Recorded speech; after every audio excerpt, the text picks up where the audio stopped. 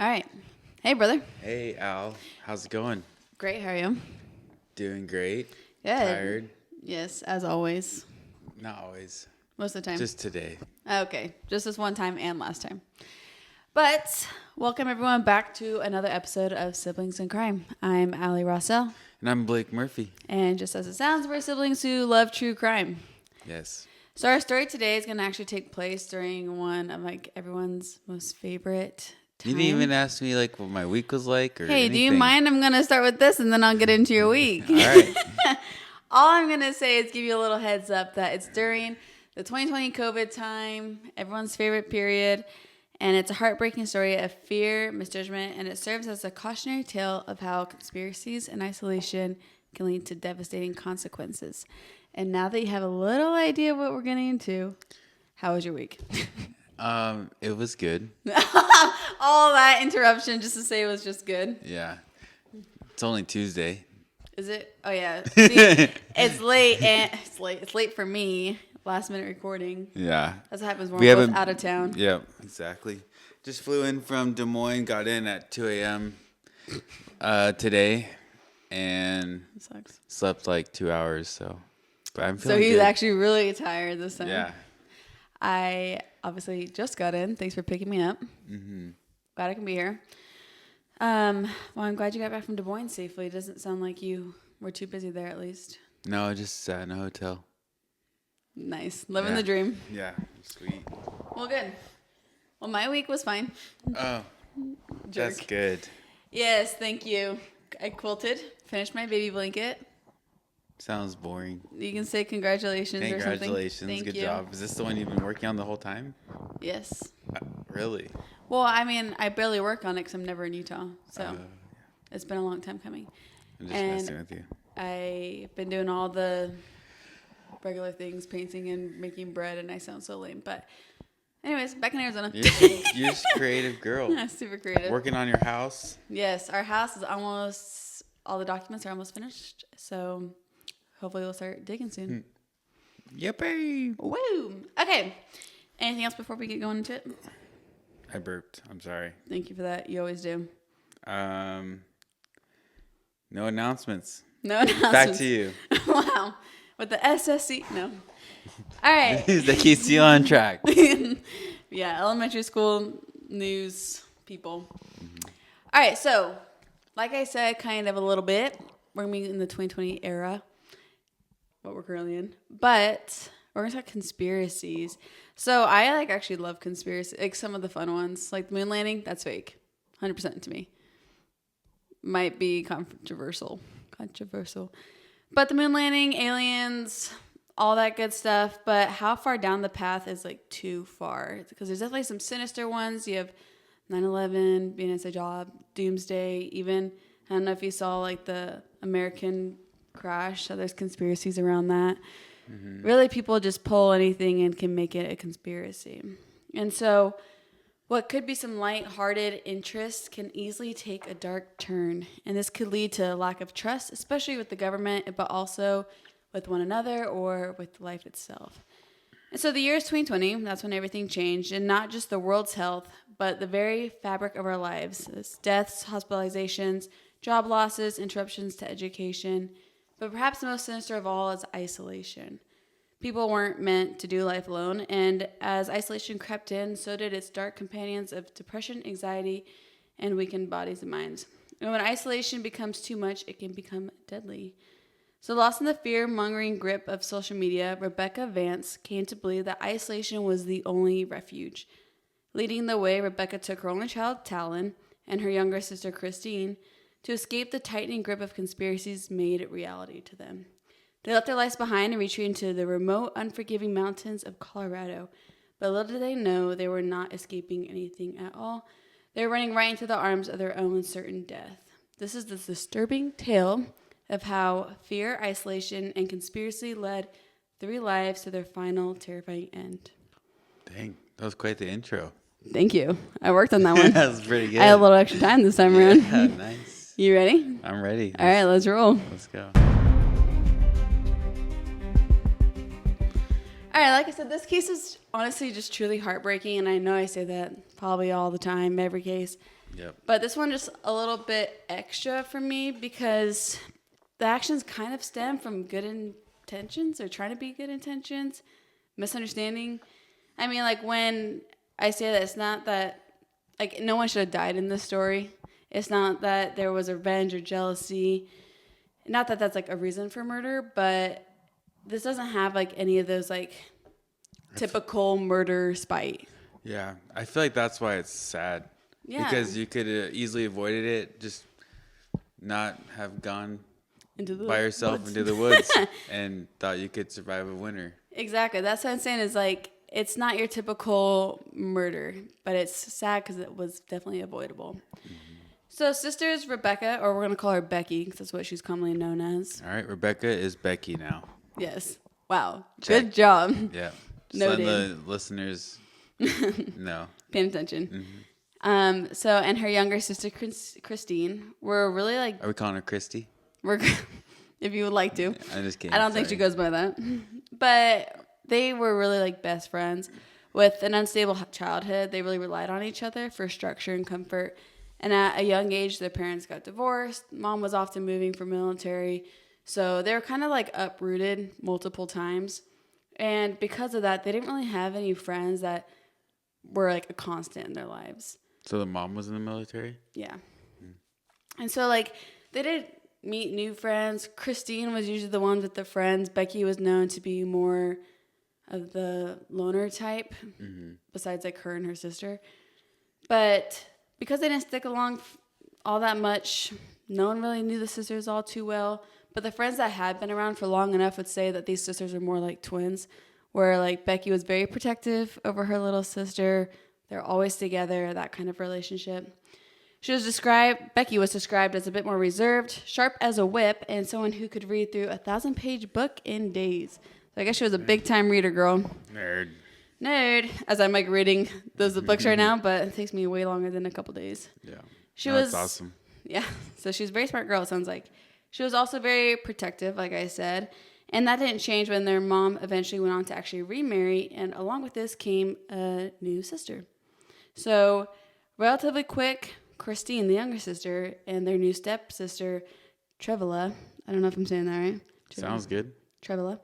Grew close as sisters and often spent their time together. So Becky's older sister, she's not really hanging out with the younger sister and stepsister as often. But the three of them seem to get along really well. So we have an additional sister, which is nice. So there are not many reports of the Vance family past high school. And like there was one big event story. So like if trying to dig up anything else was pretty difficult to find. But of course, what we do know is that Becky went on to eventually meet a guy from work. And although they weren't a very serious relationship, one thing led to another. And it wasn't long before Becky got that positive pregnancy test. And so it sounds like they were like really casual. Like on all reports, they were like, well, Becky's baby daddy wasn't mentioned very often. But it sounds like it was cordial, but like they had no intent to actually getting married or anything like that. Yeah. It was actually kind of like... friends with benefits. Maybe. I don't know if it was that casual, but it seems kind of like it.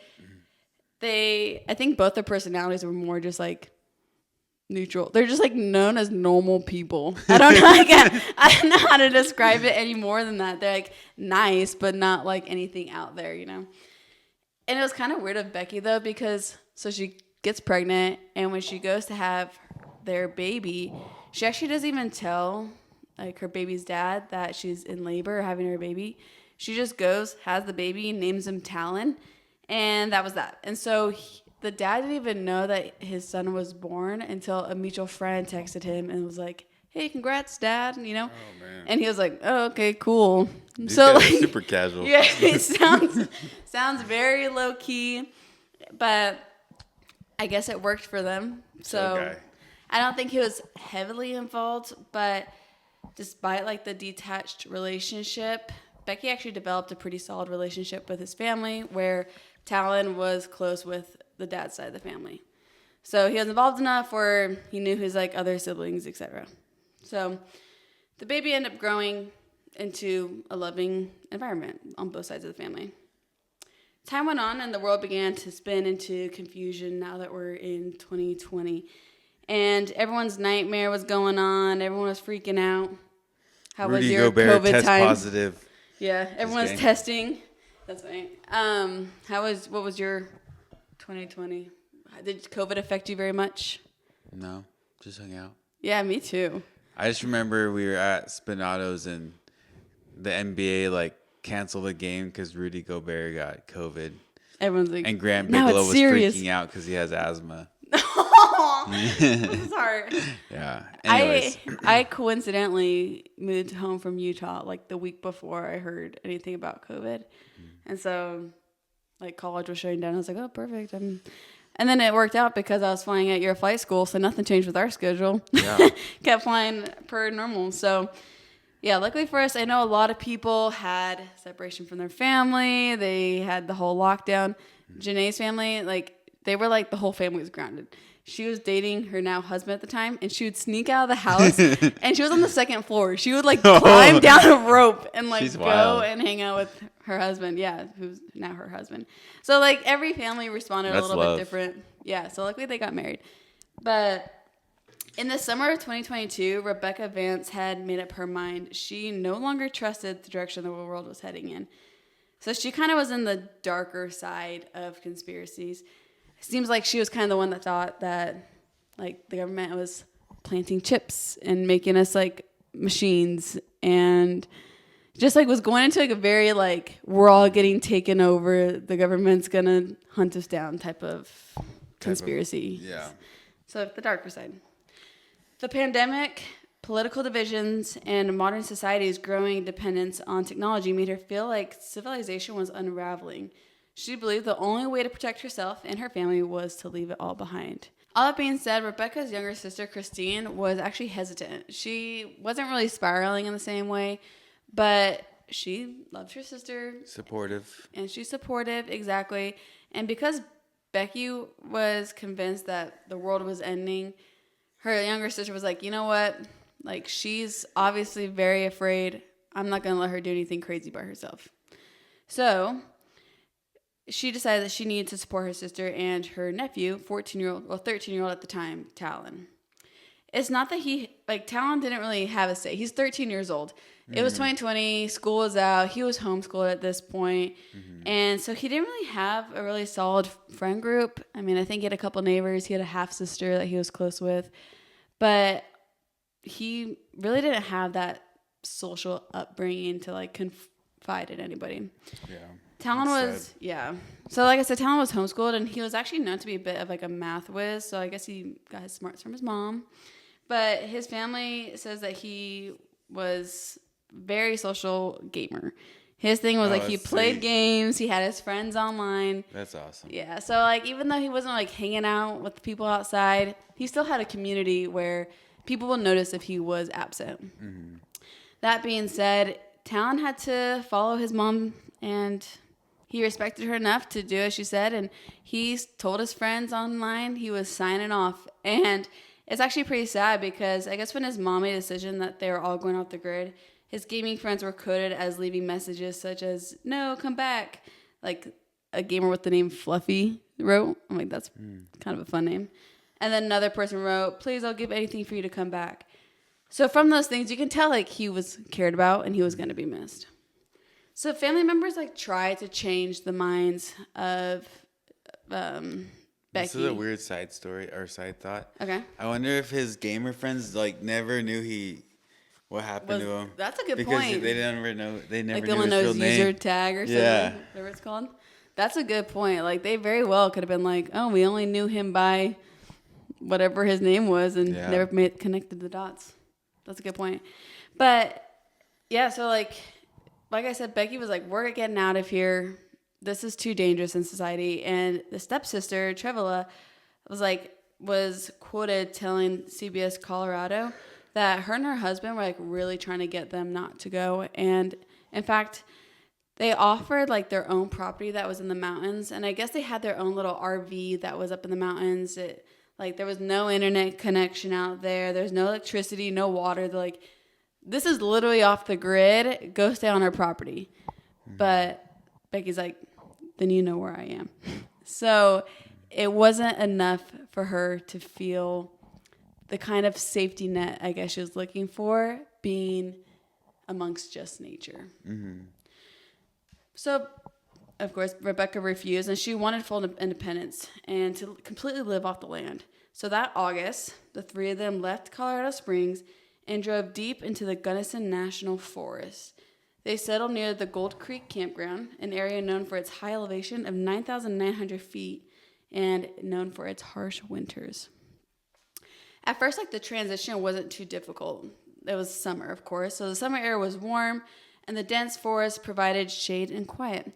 They set up a basic campsite with a tent and minimal supplies. This included some canned food, several books, and a few tools. They had no experience hunting or foraging or anything, but Becky believed that they could just learn Canada? As they went. No, it should be in Colorado. I bet that's cold. I mean, yeah, you're at about 10,000 feet elevation in the mountains. There's no way that you're going to do that easily. Yeah. We had to board outside at midnight last night. Ooh. In Denver. It was freezing. Yeah, that sounds horrible. The lady behind me was like, I'm going to go tell him they need a lesson right now. I was like, you tell him. You tell him. Go get him, girl. Yeah. As I've gotten older, the older I get, the less I do own cold. I feel like I used to love the cold when I was a kid. And now I'm like, I hate cold. I can't handle cold very well. Yeah. You're like a French fry girl back in the day. Now you're pizza. Oh, I was like, what? That's true. Wow, yeah. Look at that correlation. If you ski, you know what we're talking about. All right. Anyways, Becky believed that they could just learn as they went, which is very optimistic in my opinion. Especially that intensive conditions. Right. It's not like you're just beach camping. Yeah. You know? Or in Arizona. Even though Arizona is probably bad still. The summer wouldn't, destroy you, but I see what you're saying. But just to highlight the lack of experience, they had actually brought seeds with them to try and grow their own garden and stuff. That's cool. Yeah, except the seeds that they chose weren't even compatible with the environment they were in. So it's they were useless. Mm-hmm. I like where she's going, but she's missing the mark a little bit. Mm-hmm. Which of course has led to them to not be able to grow their own food. And without proper fishing or hunting equipment, they had no way to get a steady source of food. Because of this, the difficulties became evident very early on, and they actually would struggle getting food. And because of that, they would actually, it's I'm going to try to paint you a picture. Mm. So they, like I said, they're at the campground near Gold Creek. And so there was a trail to get up there that they could drive. They'd park their car. They would go walk out to Gold Creek campground and then go beyond that so that they were kind of alone. Even though it was a campground, they weren't necessarily in the campground. They're in their own isolated area. But when they were really struggling to get food, they would actually occasionally just hike back to their car and drive into town and grab a couple things. They'd get a lot of canned foods and things that they can just warm up over the fire. Mm-hmm. So they would go back and forth in order to get their supplies. And for much of our understanding of how everything unfolded, it actually comes from Talon's personal journal, which he regularly updated. Mm-hmm. So of these trips into town, he wrote how truly he was just struggling in this remote area. He wrote, quote, I also had a mini breakdown at Arby's because nothing feels the same anymore. In parentheses, sad face. And he says, he went on to write that he went to the grocery store with his aunt who let him pick up a treat. He said, quote, during my breakdown, she took us to Safeway and let me pick out candy of my choice. I was so sad that nothing really sounded appealing to me anymore. So I picked out chocolate for mommy mostly. And then Auntie suggested fruit snacks for me. So I just said, okay, end quote. And so he just sounds like he's sad. Mm-hmm. He doesn't sound like a nice, spry 13-year-old boy who's excited to get candy from the candy shop. So in his journals, you can tell that things are starting to slow down for him, his energy is lowering. And as weeks passed, the weather grew colder. So the mornings were crisp and the nights were freezing, and their clothing wasn't made for extreme conditions. Their $80 Walmart tent offered little protection against the dropping temperatures. So now we're in October, and it's like that first heavy snow arrived. The family had not built proper shelter, leaving them exposed to the elements. Their firewood supply was limited, and finding dry wood under snow was just becoming harder every day. Now they have wet wood. Like, they can't build their fires. They're struggling in these conditions. Christine, evidently, she may have suggested a few times that they leave before the winter worsened, but Becky was like firm that this is the only way their family could stay safe. And so they just carried on. By November, the situation had grown dire. The snow was piling up, making movement difficult. Hunting was out of the question, and the canned food has like completely run out at this point. Their bodies grew weaker from malnutrition, and the cold was constant, seeping through their clothes and into their bones. So Talon's journal documented their struggles, and his writings revealed his growing despair. He missed his home, and he missed warmth, his food. He talked about his cat Oreo.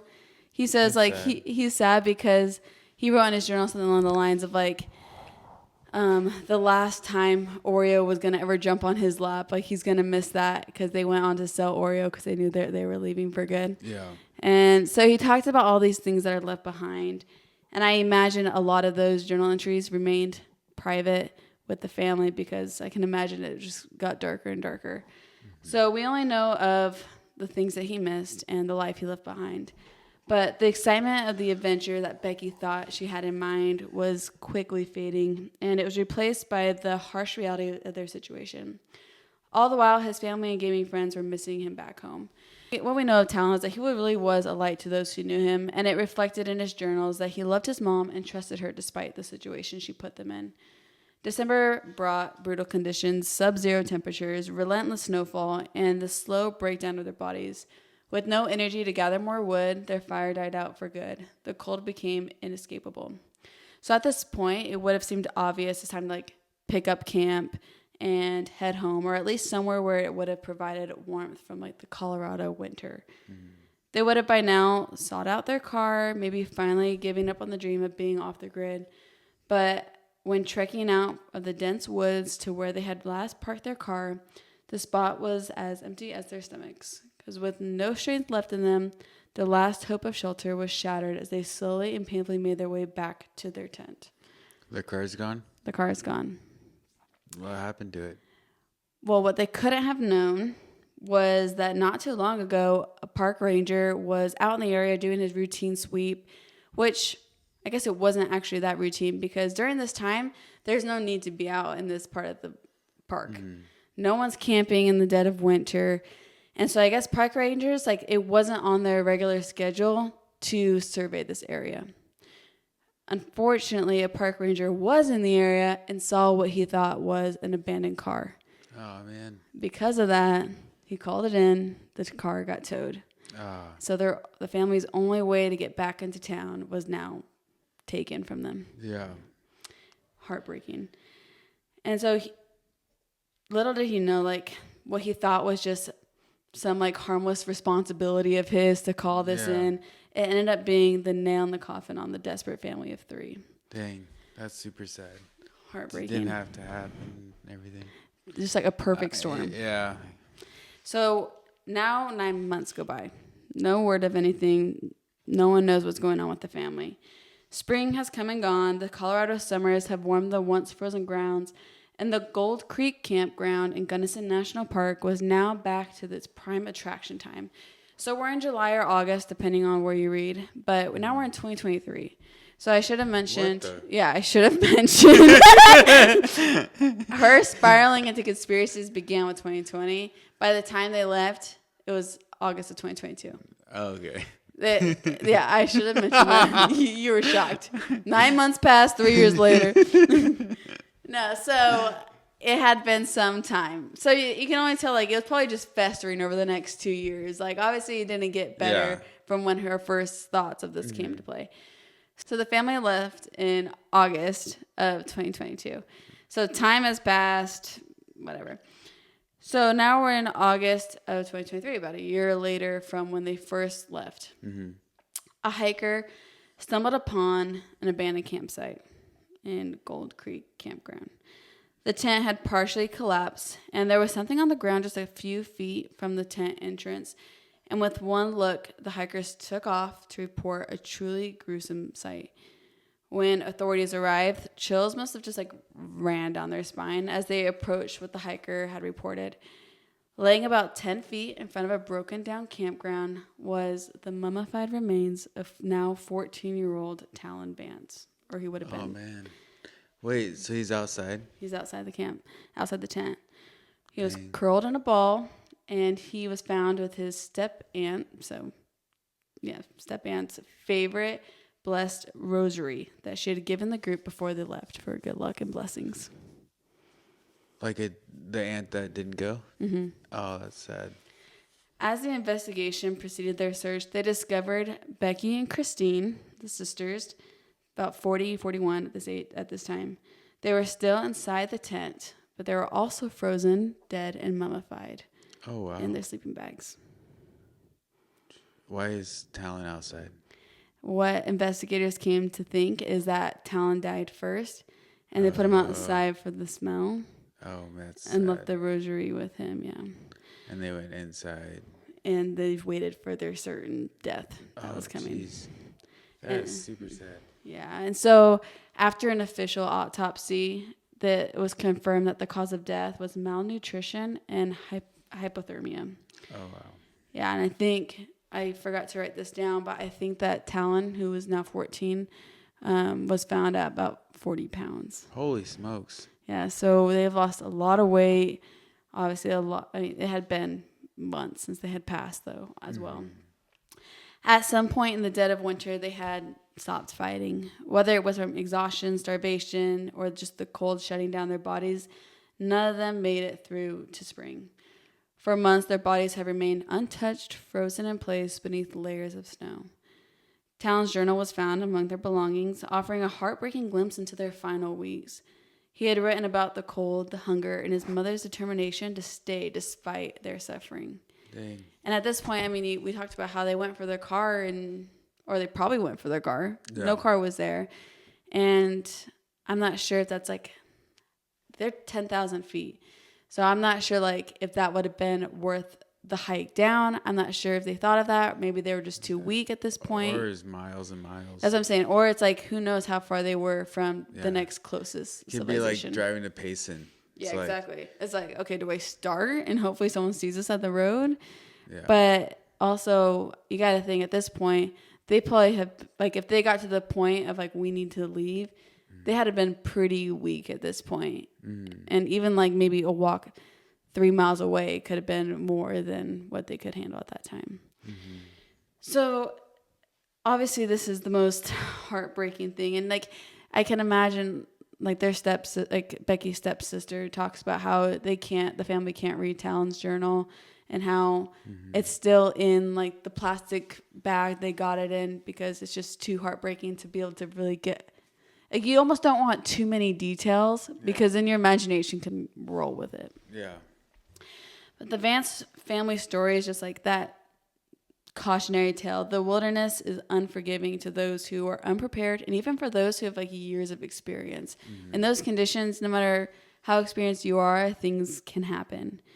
And so surviving extreme conditions requires skills, resources, and adaptability. It really is just no joke.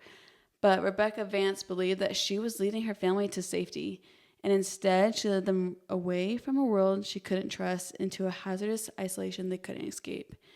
Because of Talon's journal entries showing his love for his mom and that he trusted her even though the circumstances were horrible, official reports indicate that this disaster was just that. It was a horrible accident of misjudgment and not a homicide.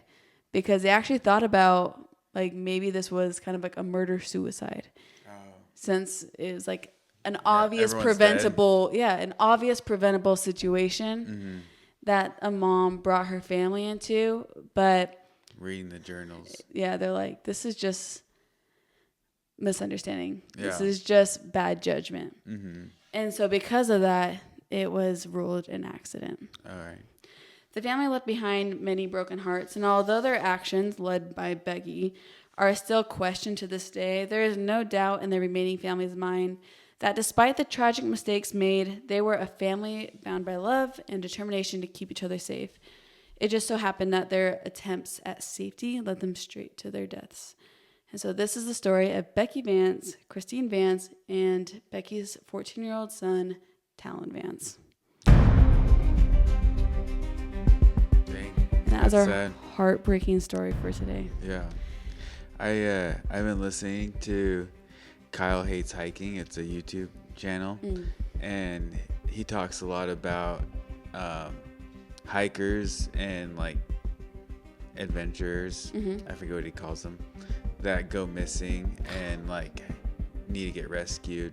What a horrible way to go. So yeah, you can't be too you prepared. You can't even be like even like park rangers go missing. It's like and like die in the wilderness because it's just unpredictable and unforgiving. Yeah, so you got to be safe. Yeah, be safe, be careful, bring people with you, and carry a SOS button GPS thing that he always talks about. Oh, never even heard of that, I don't think. Yeah, I forget what it's called. You can tell I'm not a big hiker, but me neither. We'll have to link that in for this. I'll find it on Amazon and link it in for everybody. Yeah. All right, now it's time to get Maddie's answers. I've been waiting all week for this. I feel like I could have just asked you, but I wanted to wait till this moment. Yeah, I think Maddie said that it was in the United States, she thinks. So question number 1 was, what percentage of serial killers do you think are white? Answer. She said in class, her teacher said that in recent years, majority of serial killers, I don't know why that's hard for me to say, have been white. But in all of history, white serial killers have the largest number. She says ChatGPT says 50 to 60%. 50 to 60? I think I said like 80 or 90. Me too. But like she said recent years. It's probably majority. That's fair. But like all time. Yeah. The next one is, what percentage of serial killers do you think are male? I said 90%. Yeah, I said pretty high too. She said 85 to 90. So okay, yeah, pretty close. Crushed it. Yeah. What percentage of serial killers do you think are insane? So probably the way that a psychiatrist defines insane is different than what I think insane is. Obviously, point. I think anyone who wants to like kill more than one person, kill people, or have like a sexual sadists are insane. Yeah. But they determine them to be different. And I wonder if it's like by the court case, people like plead insanity. Mm-hmm. I wonder if they're looking at that or like what's a factor. Yeah, this one says 2 to 5%. Whoa. Because and I read about this and it said that most of the serial killers are considered sexual sadists and something else. I forget what it's called. Just because that seems wildly low though. Yeah, because mostly like serial killers kill for like that sexual need or something. Yeah, it's foul. But then a lot of killers kill for other things that have nothing. They're not serial killers. They just crime of passion, right. Opportunity, or whatever. That's why I asked earlier. I can see like, as bad as it is, I can see like a murder out of like passion or like anger or something like that. Like something happens. Revenge or like jealousy. Something happens. Keep it going. But serial has to be insane in my opinion. Yeah, but that seems wild. Yeah, they define it differently, and they probably define it the right way. We don't know what we're talking about. What percentage of serial killers are highly intelligent? What'd you say? I said not a lot. I said like 80, I think. I said 30 to 40%. I said high. Most serial killers are not highly intelligent. I can't find a percentage, but in class we talked about how the media often shows people with high IQs. But she says she would assume that this is because it makes a better story. Oh, interesting. So they've been lying to us, the media. But yeah, shocker. A lot of them aren't super highly intelligent. I feel like if you're getting away with murder multiple times, I thought that had to take quite a bit of intelligence. Yeah, but it doesn't take that many murders to be considered a serial killer. That's true. I think it went from 3 to 2 like in recent years. Yeah.